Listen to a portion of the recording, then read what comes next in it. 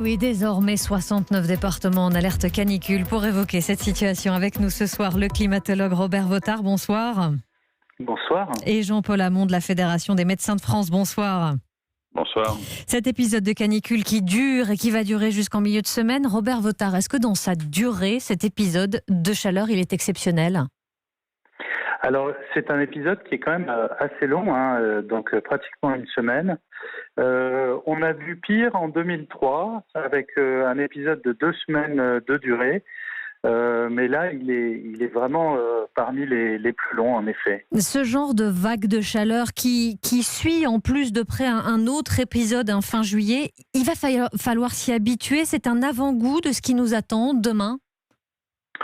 Alors malheureusement, oui, il va falloir s'y habituer, quoi que on fasse, puisque l'histoire du climat des 10 ou 20 prochaines années est en fait déjà tracée avec les émissions de gaz à effet de serre qui ont été déjà émises et qui ne repartiront pas d'ici 40 ans, une vingtaine d'années. Donc il va falloir absolument s'habituer à ce type de vague de chaleur, voire se préparer à des vagues de chaleur plus fortes encore. Encore plus chaudes. Oui, encore plus chaudes. On estime par exemple que si aujourd'hui le dépassement des 40 degrés revient effectivement d'année en année, mais quand même pas tous les ans, dans la dernière décennie, au milieu du siècle, il faut s'attendre à ce que ces 40 degrés soient dépassés tous les ans, voire des températures supérieures. Jean-Paul Hamon, la succession de ces nuits chaudes, alors on n'a pas forcément dépassé les 40 degrés ces derniers jours, mais la succession de ces nuits chaudes, de ces journées suffocantes, ça peut être difficile à encaisser physiquement. On est déjà au 3e jour. La chaleur, c'est forcément de la fatigue en plus. Absolument, parce que la température ne descend pas en dessous de 21, 22 degrés la nuit, et donc c'est particulièrement lourd pour les personnes, notamment les personnes fragiles. Je pense aux personnes âgées naturellement, et puis aux personnes qui prennent des médicaments, des diurétiques, des neuroleptiques.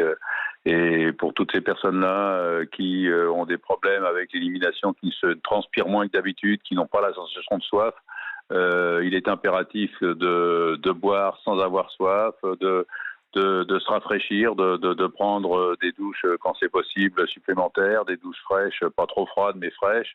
Et puis si on n'a pas possibilité de se rafraîchir les avant-bras, la nuque, pour essayer de maintenir la température basse, et puis rester au frais quand on peut, et si on peut au maximum passer 3 heures dans un endroit frais.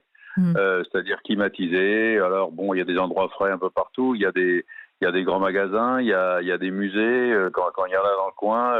Sinon, il y a toujours les églises qui sont un lieu à fréquenter de façon privilégiée parce que c'est toujours frais et c'est pas mal comme idée. Oui, les bâtiments anciens finalement de manière générale. Le sommeil aussi avec les siestes, c'est vrai qu'on a cette sensation de fatigue là au bout de 3 jours de canicule. Le sommeil ne devient plus réparateur. Non, c'est ça, absolument. Les gens dorment mal, et puis c'est capital de pouvoir garder une température fraîche. Alors il y a des vieilles astuces. Je pense toujours à une de mes anciennes secrétaires qui avait coutume de mettre un oreiller dans le frigidaire et elle dormait avec. Et puis progressivement, elle a fini par mettre ses draps au frigidaire.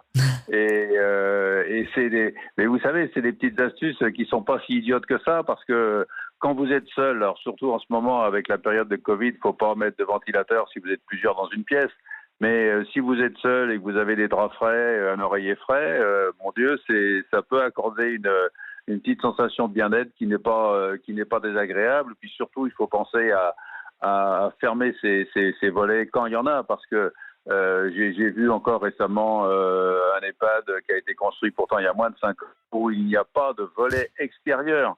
Aux EHPAD, et à 10 heures le matin dans la chambre, c'est un vrai cagnard. Alors vous avez beau avoir une obligation d'avoir des salles climatisées dans toutes les EHPAD maintenant depuis 2003, quand les gens sont dans leur chambre et qu'ils ne sont pas descendus, je peux vous dire qu'ils souffrent. Et quand ils y sont dès 18 heures, ils souffrent encore plus. Mais la climatisation et la Covid, c'est compatible ou pas ?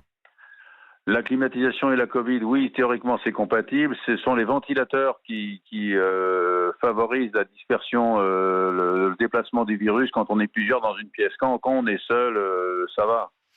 Mais le ventilateur, quand il y a plusieurs personnes, c'est déconseillé. C'est vrai. Alors, il fut un temps, face à la chaleur, on pouvait se dire, tiens, je vais prendre un peu d'altitude, je vais aller au bord du littoral. Robert Votard, ce qui est marquant quand même dans cet épisode de chaleur, c'est qu'il n'y a plus de distinction sud-nord, plaine, montagne, tout le monde est touché.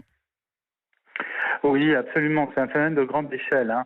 En fait, quand on regarde, par exemple, l'origine des masses d'air qui arrivent à Paris cet après-midi, on s'aperçoit, elles viennent un petit peu de partout, mais particulièrement de l'Est.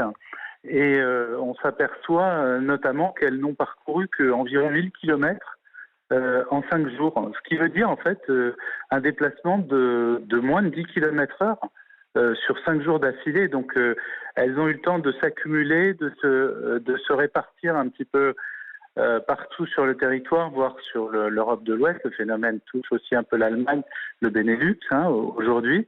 Sans vraiment de distinction, on est face à une masse d'air qui ne bouge pas, qui reste sur place. Mais ça veut dire que l'air chaud ne vient plus forcément du Sahara, d'aussi loin que l'on pouvait imaginer avant, et que ces masses chaudes, elles stagnent sur certaines zones.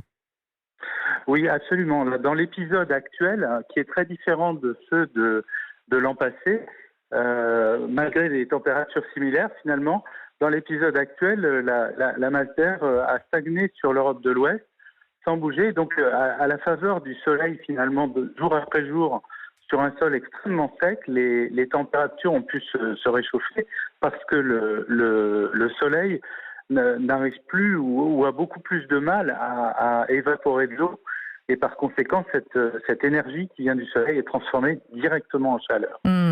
Robert Votard de l'Institut Pierre-Simon Laplace, Jean-Paul Hamon de la Fédération des médecins de France. Merci d'avoir été en direct avec nous ce soir. On va donc peut-être mettre notre oreiller tout à l'heure dans le frigo, voilà, avant de se coucher. Merci à vous deux. Bonne soirée.